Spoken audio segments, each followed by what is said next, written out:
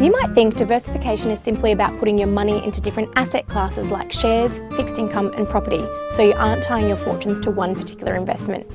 But in reality, protecting your savings requires more than just spreading your eggs amongst different baskets. You also need to make sure you're diversifying across different time periods, within asset classes and across markets. The length of time you have to be invested helps with diversification. Over the last 20 years, there have been a number of events that have had an effect on investments worldwide. The more time you have to be invested means the more time you have to be exposed to different market conditions, both the good and the bad.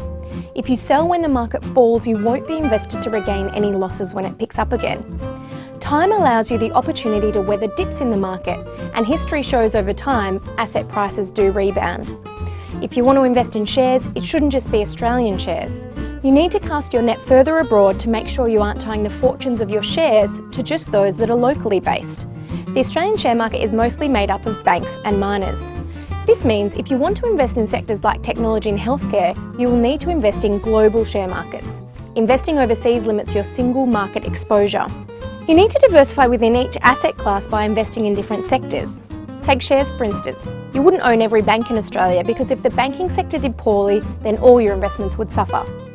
Plus, you need to have a variety of companies with different features about them, which isn't as easy as spreading your cash amongst BHP, Woolies, NAB and Myer. You should look at company size and how they make their money.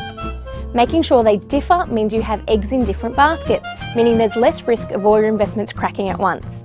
So, make sure you invest as soon as you can, invest offshore to spread your single market exposure, whether that be for shares, fixed income or property, and make sure you diversify within each asset class.